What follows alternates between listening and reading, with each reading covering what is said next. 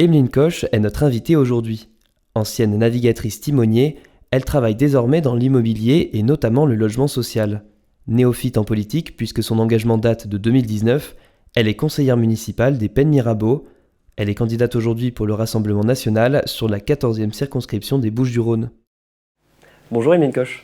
Bonjour, enchantée. Vous êtes candidate pour le Rassemblement national sur la 14e circonscription des Bouches-du-Rhône. Le Rassemblement national qui a réalisé le plus gros score de son histoire au second tour de l'élection présidentielle en rassemblant 41% des électeurs. Est-ce que finalement ce score vous rend légitime, comme vous l'avez fait, à vous présenter seul dans ces élections législatives et en refusant donc une alliance comme l'a pu la faire la gauche ou le centre ? Alors, tout à fait, puisque nous sommes sur une élection nationale, comme vous le dites, qui doit représenter toutes les nuances de l'échiquier politique. Après, effectivement, s'il y a une alliance avec un parti avec lequel nous sommes d'accord sur les essentiels, il n'y aurait pas de souci. En l'espèce, là je sais déjà que vous pensez donc à la réunion avec Reconquête, nous sommes sur une vision beaucoup plus sociale de la France avec notre interdit qui est la retraite à 65 ans sur laquelle nous ne sommes absolument pas d'accord. Donc nous ne pouvons pas évidemment nous entendre sur ce point. Effectivement, vous empiétez sur une question qui était intéressante pour nous, c'est la question du fond. Avec Reconquête, effectivement, on a vu des différences au niveau programmatique. Est-ce que c'est ça qui vous empêche toute alliance ? On sait que par exemple, à gauche, il y a eu une alliance malgré le fait qu'il y avait des divergences entre certains partis. Là, pour vous, ces divergences sont trop importantes pour envisager toute alliance ? Mais en fait, si vous voulez, il y a une réelle question sur soit nous portons un projet politique, soit nous portons un boulga politique pour avoir des places. Ce n'est pas la même chose. Voilà, donc il faut être clair et ne pas trahir les électeurs. On est là pour ça. Je veux dire que ce soit moi ou une autre personne à ma place, l'important c'est la voix des électeurs et des citoyens. Ce qu'il faut retraduire, c'est ceci. La retraite à 65 ans est un point primordial chez les citoyens français et sur lequel nous ne voulons pas les trahir. Vous parlez du coup des mesures programmatiques, on va y revenir. Juste une question pour vous sur la circonscription. Il y a 5 ans, c'est Nathalie Chevillard qui était candidate pour le Rassemblement national. Elle avait rassemblé 13% des voix environ. Comment est-ce que vous comptez, vous, dans cette campagne et dans cette élection, rassembler plus largement, vous qualifier pour le second tour et pourquoi pas même du coup l'emporter cette année ? Eh bien, d'abord parce qu'on est dans une situation différente qu'il y a 5 ans. Je fais une campagne aujourd'hui de terrain où je vais voir les gens de tous les jours, pas seulement les maires, pas seulement les responsables politiques, parce que je crois réellement au portage de la parole du citoyen, en fait, tout simplement, dans mon rôle de député. Il y a beaucoup de critiques qui émanent notamment du parti Reconquête sur le Rassemblement national et qui dit qu'au niveau militant, vous manquez finalement de mains pour vous soutenir. Est-ce que c'est vrai ou pas ? Et est-ce que finalement vous mettez en avant plutôt votre aspect populaire, votre rapprochement à la population de la circonscription, plutôt que vos alliances avec des grosses têtes de l'échelle locale ? Non, après, si vous voulez, on ne manque pas de militants.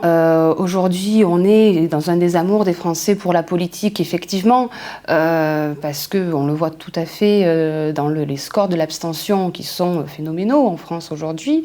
Notre idée, c'est, je pense, plus de reconstruire un lien entre tous, entre les citoyens français, de s'intéresser de nouveau à la politique, parce que, concrètement, si la parole n'est pas politique aujourd'hui, si la parole des citoyens n'est pas retransmise dans les assemblées, qu'est-ce qui va se passer ? La parole sera dans la rue. Et une parole dans la rue, dénuée de tout, si vous voulez, protocole, risque d'être complètement ingérable et puis contre-productive. Aujourd'hui, on en est à devoir redonner la confiance aux Français dans leur politique. C'est quand même aberrant. Les politiques sont au service des Français. Est-ce que vous faisiez référence aux Gilets jaunes en parlant des difficultés ? Vous pensez que ça n'a pas été productif, cette période de révolte sociale ? Je pense qu'elle n'a pas été entendue correctement. On a quand même des gens qui sont dans des situations très compliquées. On ne peut pas laisser faire comme ça. On est à l'aube d'une crise qui va être terrible pour la France. On est dans un contexte qui va être très compliqué à gérer au niveau de chaque personne. Les personnes qui vont être le plus impactées, ce sont les classes moyennes et les plus pauvres. Concrètement, c'est ce qui va se passer. Aujourd'hui, si on ne fait pas face à cela en créant une véritable solidarité nationale, on ne pourra pas y arriver. On va laisser sur le bord de la route énormément de monde, et ça, je ne le veux pas. Vous parlez de la fibre sociale que vous défendez. On va venir justement aux mesures que vous proposez et à votre vue d'ensemble, vos grandes idées programmatiques. Justement, vous disiez que vous différenciez de Reconquête sur cette fibre sociale. Est-ce que vous pouvez nous en dire un petit peu plus ? Alors, je sors d'un débat là, actuellement où on parlait essentiellement du logement. Effectivement, aujourd'hui, on a une problématique de logement qui est très forte au niveau national, mais aussi sur notre circonscription, puisque nous avons comme particularité d'avoir une circonscription qui est très, inégale de secteur en secteur. Je travaille effectivement dans les logements sociaux, donc je peux vous en parler. Okay. On a une véritable problématique à la fois de nombre de logements sociaux, d'accès au logement social et de gestion du logement social. Pour la bonne et simple raison que vous avez aujourd'hui un prix de l'immobilier dans le secteur privé qui est vraiment très élevé, notamment sur les secteurs urbains. Ce prix de l'immobilier élevé crée des tensions très fortes sur le parc immobilier et laisse de côté des familles complètes, souvent des familles monoparentales, qui ne peuvent accéder au logement. Aujourd'hui, vous avez un nombre de demandes dans le logement social qui est phénoménal. Quand je vous dis phénoménal, je le vois tous les jours. Aujourd'hui, on a des mères avec 2, 3 enfants qui soit n'ont pas d'appartement, soit en DT2. Et alors, qu'est-ce que vous proposez justement pour remédier à cette problématique, qui est une problématique effectivement très importante ? Aujourd'hui, il faut redonner une priorité aux Français sur leur parc social. C'est très important. Pas parce qu'on ne veut pas des autres, mais tout simplement parce qu'on a 65% de la population qui est éligible au PLUS aujourd'hui en France. C'est PLUS énorme. Qui est le ? Alors le PLUS, c'est le type de logement social le plus répandu. D'accord ? Vous avez en gros un plafond à 1 700 € par mois pour une personne seule. Donc c'est déjà élevé pour la plupart des gens en France, puisque le salaire moyen est bien dans ces eaux-là, voire inférieur, d'accord ? Même souvent inférieur. Oui. Alors du coup, vous proposez une préférence nationale, c'est ce que vous proposez ? Est-ce que vous pensez que c'est suffisant pour régler cette problématique ? Non, il faut aussi redémarrer un parcours social avec une facilitation de l'accès à la propriété. Tout simplement. Parce qu'aujourd'hui, qu'est-ce qu'on voit sur le secteur social ? On voit des embouteillages où des gens restent 15, 20, 30 ans, 35 ans dans un même logement social. Un logement social doit être une partie du parcours résidentiel. Il ne doit pas être une fin en soi. Et pour ce faire, il faut absolument que les personnes puissent accéder à la propriété.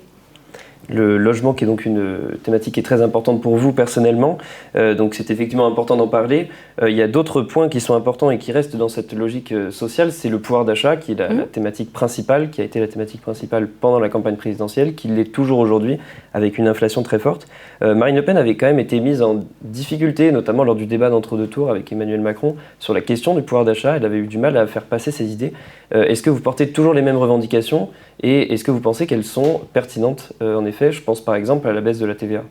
Mais aujourd'hui, plus que jamais, j'allais dire.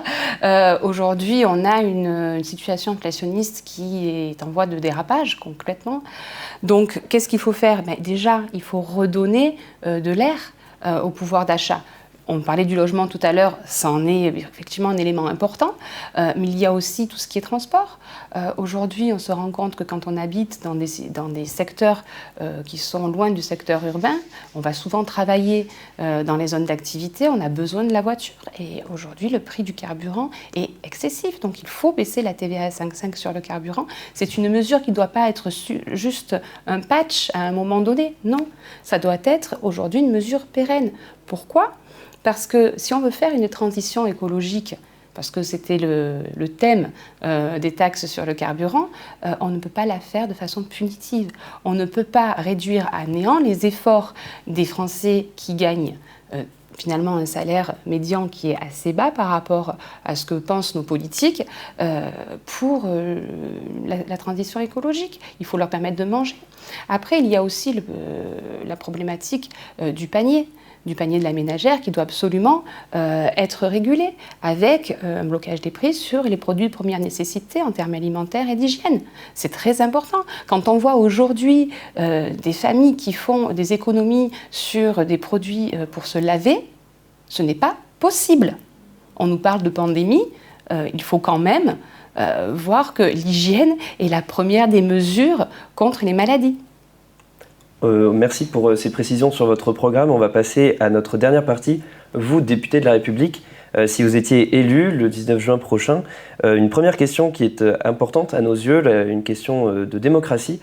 Comment est-ce que vous, député, vous feriez le lien entre la population de la 14e circonscription et l'Assemblée nationale? Comment est-ce que vous rapprocheriez représentants et représentés qui ont tendance, ces dernières années, à s'éloigner de plus en plus, comme le montre notamment l'abstention? Vous avez parfaitement raison. Il faut absolument raccrocher les citoyens à leurs décisions politiques. Bon, vous savez que dans le programme de Madame Le Pen, nous avons effectivement une forte mesure sur le référendum d'initiative citoyenne et le référendum tout court, deux solutions qui sont bien sûr concomitantes, je pense. Bon, aujourd'hui, M. Macron ne souhaite pas les appliquer et c'est pour ça que le rôle du député de la République est de plus en plus important. C'est pour ça que je souhaite aller faire le tour à la fois des entreprises, puisqu'il faut aussi voir les partenaires économiques des zones, c'est très important, des CIQ, des groupements citoyens qui pourront faire appel à moi. Je serai entièrement ouverte aux rencontres parce qu'il faut impérativement qu'on puisse recréer ce lien-là.